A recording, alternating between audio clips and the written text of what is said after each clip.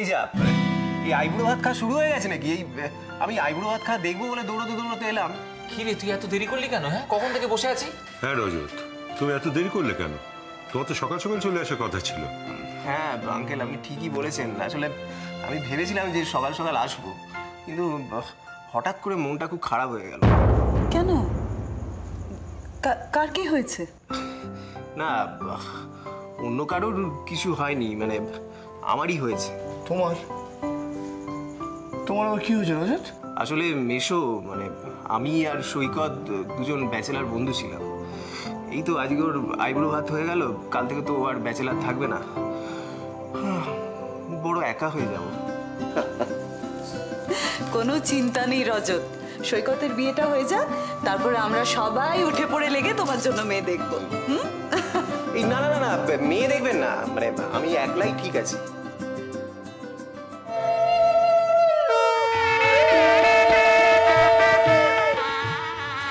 না এবারে হ্যাঁ করো, একটু দোয়েলকে ডাকো গো, ওকেও তো খাওয়াতে হবে। হ্যাঁ, এও বলে কথা। দেখি হ্যাঁ করো। 1 মিনিট, অপর্ণাকে আমি খাওয়াবো।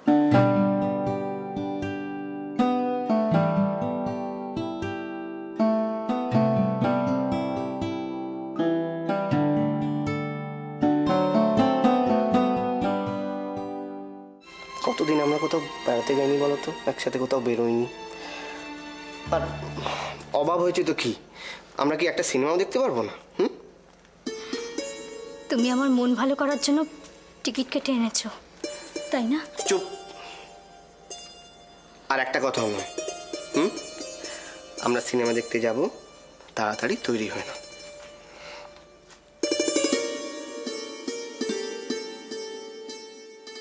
বলো বলো বলো, কি বলতে এসছো বলো।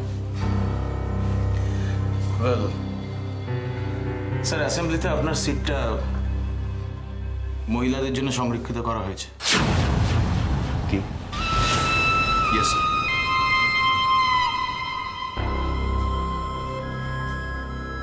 তুমি ঠিকঠাক শুনেছো?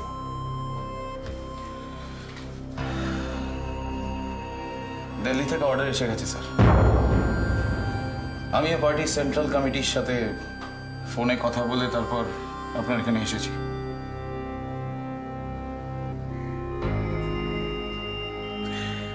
ভালোই হলো চন্দন। কি বলছেন স্যার? ঠিকই বলছি, ভালোই হলো। আসলে কি জানো, এই বয়সে এত দিক সব সামলিয়ে তারপরে আবার এই ইলেকশনের জন্য দৌড়দৌড়ি খুব স্ট্রেন হচ্ছে। কিন্তু স্যার, আপনি ইলেকশনে না দাঁড়ালে কি হবে একবার ভাবতে পারছেন?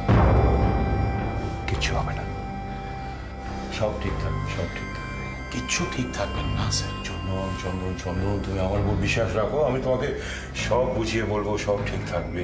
স্যার, কিন্তু আপনি যদি ইলেকশনে না দাঁড়ান, আপনি যদি এমএলএ না থাকেন, তাহলে আমরা কি করে অপারেট করব? বলছি না সবকিছু ঠিকঠাক থাকবে। ছেলের বিয়েটা আগে মিটিয়ে নিই, তারপরে আমি আলোচনায় বসবো, সবকিছু তোমাদের বলবো। বাহ, ওটা কি? হ্যাঁ ও মা, তুমি জানো না? এই দেখো, একে বলে শ্রীগড়া। আমি শ্রীগড়া শিখবো। এসো। তুই আবার কি? তোরা ডাক্তার? ডাক্তার তো এখানে কি করছে? আরে তোমরা তো কিছুই জানো না, কোনো খবরই রাখো না। এর সঙ্গেই তো অপুর হবু বরের বিয়ের সম্বন্ধ হয়েছিল। তাই নাকি? তা ভেঙে গেল কেন? বাবা মা জোর করে ওইখানে বিয়ে দিচ্ছিল। ছেলে তো এদিকে আমাদের অপুকে ভালোবাসে। শোনো না, আর একদিন পরে তো বিয়েটা চুকতে দাও, তারপরে তোমরা প্রাণ খুলে এই পরনিন্দা পরচর্চাগুলো করো। কাকিমা, আমি একটু ভেতরে গিয়ে দেখে আসি অপর্ণা কি করছে। তাই যা তো, তাই যা।